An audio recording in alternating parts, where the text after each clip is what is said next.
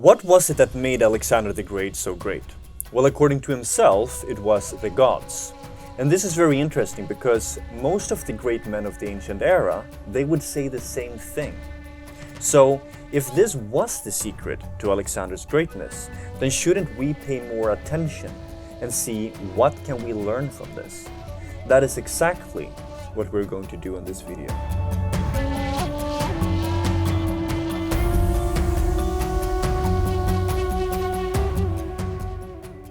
Last summer I spent a week in Rome with Alexander Petkas from Cost of Glory and a bunch of history nerds. One of the things I learned there is that many entrepreneurs and business leaders, they look up to ancient men like Caesar and Cicero because somehow they have associated the ideal of greatness that they have in their heart with these ancient men, and they look up to them for examples to emulate, something to be like. What struck me is that, just like Alexander, most of these ancient men had deep relationships to the gods. They attributed the gods for their success as generals and as rulers. But for some reason, this notion doesn't seem to be discussed much. Who are the gods? What power do they have over men? And how do you sign up to be the recipient of that power? Is that even something you would like to do? To me, these are some of the most important questions if you want to understand and to emulate any greatness that the ancient men showed. And to answer these questions, we need to start with understanding what the gods are and what they are not.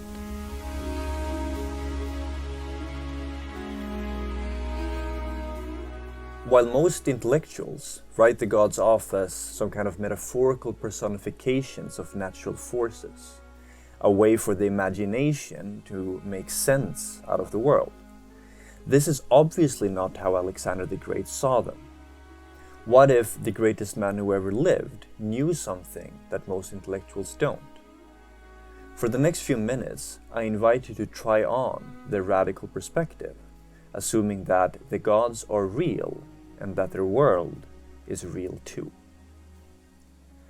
According to all spiritual traditions that acknowledge them, the gods are very advanced spiritual beings who have reached a degree of perfection in their own relationship to the absolute source of power, who we might call God with a capital G.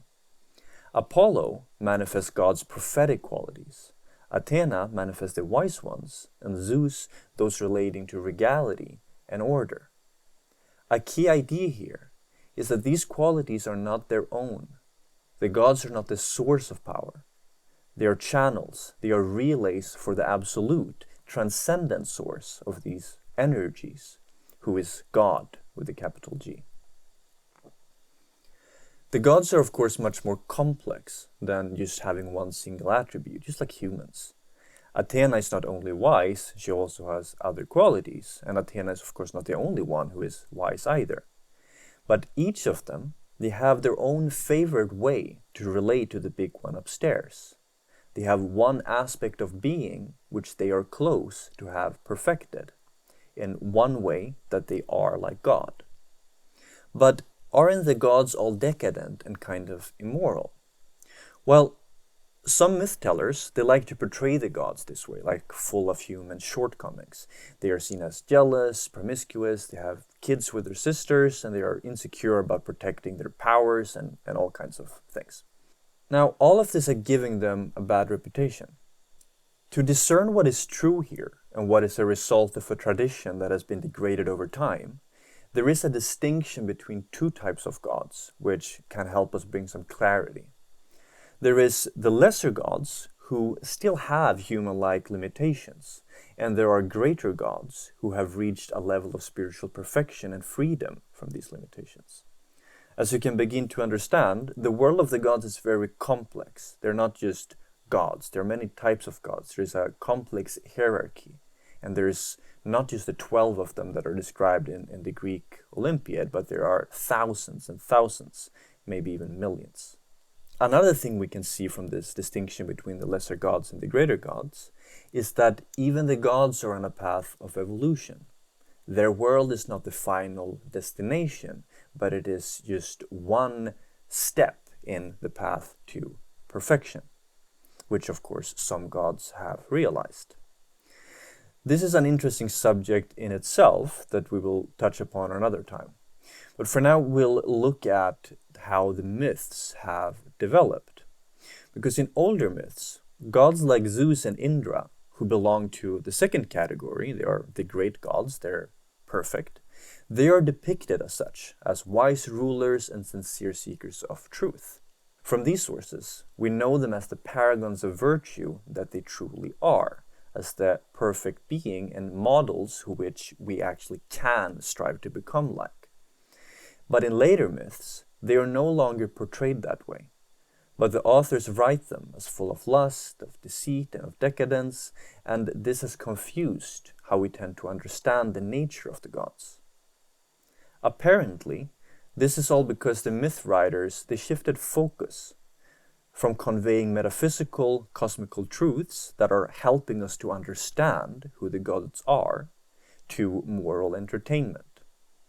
As time passed, the gods became kind of like relatable movie characters in mythological dramas that were meant to tell human beings something about the human condition rather than the condition of the gods. This does not mean that the later myths are useless. They still convey universal human truths and archetypal patterns of transformation, similar to how we can look at good modern movies in order to learn more about ourselves, if we of course learn to see them in the right way. I, for one, is a big fan of Joseph Campbell, who produced amazing work about the archetypal patterns in stories and myths and what we can learn from them. But despite this value that the younger myths bring, they are less than perfect in portraying the nature of the gods, because this was simply not the intention. So when we think of the gods as limited human beings, just that they have better abs than we do, we might think of them in the wrong way.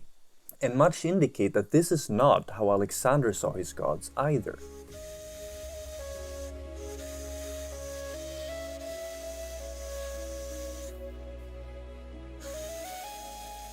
For our great friend, Zeus was a model of supreme godly authority, of justice and nobility. And the worship of Zeus was not so much about feeding him grilled mutton in the hope that he'd whack up a thunderstorm in time for Alex's big game against the Persians. It was all about upholding a subtle relationship with the god, imploring Zeus' energy to manifest through him. It was less about emulating qualities, hoping to be like his idol, just like we can see, kids dressing up like Michael Jackson and they learn some fancy moves and they pretend that they're him. That is not what the emulation of the gods is about. Instead, the initiate worship of the gods is more about opening yourself up for the transcendent greatness to manifest through you, to be a conduit of God's power. One thing that suggests that this is how Alexander related to Zeus is that Aristotle must have taught him about the unmoved mover, which is a central aspect in Aristotle's metaphysics, as the supreme being and the source of power. This transcendent view of God fits very well with the vision of the gods as hypostases, who are relaying different qualities of his absolute supremacy. That while the gods are their own beings, they are not separate from the one God in the sense that they are their own sources of power. They are more like branches on a much larger tree, which still is much more than the sum of all its parts, of all its branches. I'm sure that you have some point met a man or a woman who have had an otherworldly strong presence, who emanated beneficial authority, love, gentleness, or maybe heroism. So from this perspective, this was not their own energy, but they were acting as conduits for a higher power. And the same is true for the gods, just that they are doing this at a much, much higher level of perfection. Now, this puts the question of how to emulate greatness in a whole new light. All initiate traditions, including the classical mysteries like the Eleusinian, the Orphic, the Mithric, and also the Tantric, they emphasize on the same thing. The true source of power is absolute. you become a conduit of his power by rising above the identification with your human limitations and realizing that you are, in fact, godly. This implies a renunciation of your limited human identity. And this renunciation, we can see, is the heart of also Christian mysticism and, again, all initiates practice.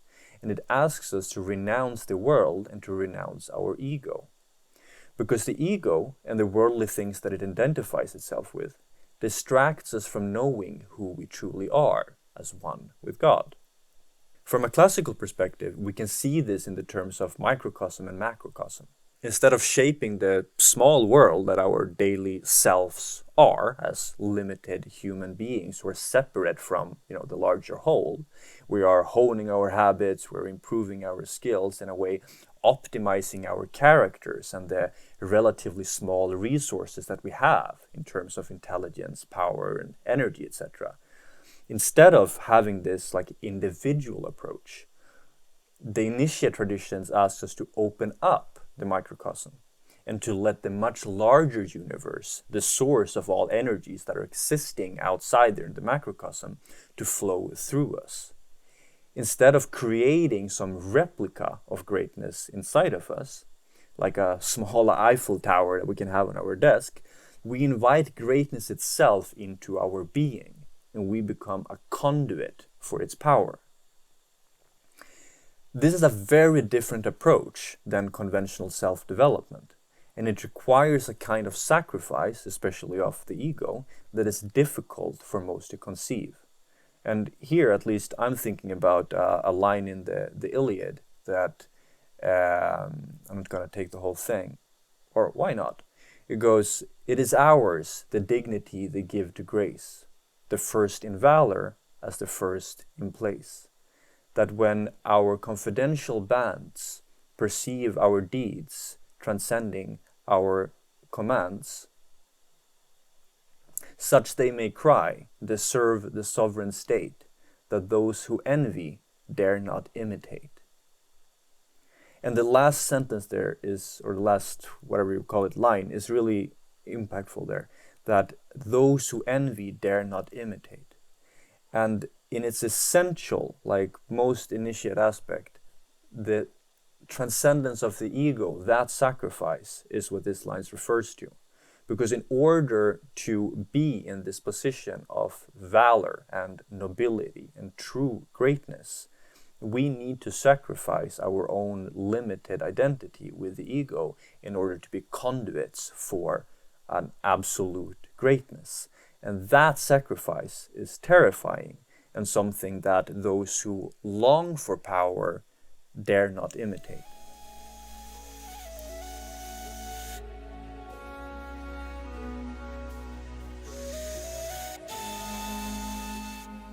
This is also the essential teachings of Plato. The forms like goodness, truth, and beauty, which he emphasizes a lot, are eternal archetypal energies that can only be truly known by becoming them. And this means by letting them flow through you. Not just understanding them, mentally, but vividly experiencing them as your own nature. Failing to catch this difference between what we can call knowing and being, the intellectual knowledge and the actual experiential knowledge, is what Julius Evola refers to the amateurishness of intellectuals. And amateurishness is a very accurate term here, because it's just like an amateur mountain climber who's read a lot of books about, the mountain K2, but who has never actually climbed it, and who probably doesn't intend to climb it either. While he has some conceptual knowledge about this mountain and about climbing, he doesn't know anything about the world that the true mountain climbers live in. It's a qualitative difference. Intellectualism tends to this conceptual knowledge, replacing reality with your ideas about reality, looking at life from afar without participating. And it's not at all concerned with knowing from within by direct experience or direct communion with the truth. This is also what Mircea Eliade meant when he was introducing a character saying he was an intellectual and therefore he was a coward. Because the world of the gods, it cannot be grasped by the mind. It can only be experienced beyond the mind. This is where contemplative practices and spiritual communions come in as a cornerstone in all initiate traditions. Unfortunately, I cannot give a full explanation of how to put this in practice here, because it's a very vast topic and it needs a more direct student-teacher relationship to avoid misunderstandings and to make the practice potent. So this is not the place for it. But I do hope that some kind of insight might have clicked. If we'd summarize it, what is important to realize for us as moderns of various faiths, it's this: that Alexander's worship of the gods is not some strange pagan practice that we can learn nothing from. It follows principles and methods that are perennial. We can see them everywhere. It can even be understood from Jungian psychology and from theological systems. So if you don't want to worship Zeus, you can still cultivate your own relationship to the energies he manifests: justice, authority, nobility, and many others, either as psychological archetypes or as attributes of God or of your own consciousness, for that matter. While we tend to judge men like Alexander and Caesar as pagans, these phenomena, the worship that they were doing, it goes beyond particular doctrines. And if we pay attention, we can notice the underlying principles and learn how to apply them in our own lives according to our own faiths. Because these phenomena are universal, and their practice is the source of all greatness that has ever been manifested on this planet or anywhere else. Just to emphasize the importance of this notion, you can see that if we try to create greatness inside of ourselves, like instead of opening up for it, it's not actual greatness. It's megalomania or bravado or something else. And I'm sure we can recognize that, if not in ourselves, then in people around us in our lives, or, famous people, politicians, businessmen, or historical characters. It's kind of like, what's his name? Alan Watts makes a beautiful analogy to that. But like it's like the young chap who puts on a pointy hat and a cape and he pretends to be a magician. It's like he dresses up like Gandalf and he tries to fool people and tries to fool himself that he is a magician. But he knows nothing about magic and is obviously not a magician. And everyone around him sees that. And it feels cringe. It feels weird. It like appalls your heart somehow, because the heart recognizes this is not actually true greatness. Because greatness is not something that we make ourselves. It's something that we invite in. It's not something that we shape ourselves to be, but it's something that we let reshape us. There's obviously way more to say about this, but I'll leave it for here for now. And I'm obviously very happy to hear your questions and comments on this.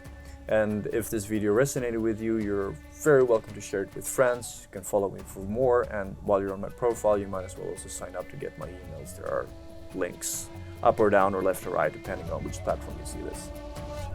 Farewell.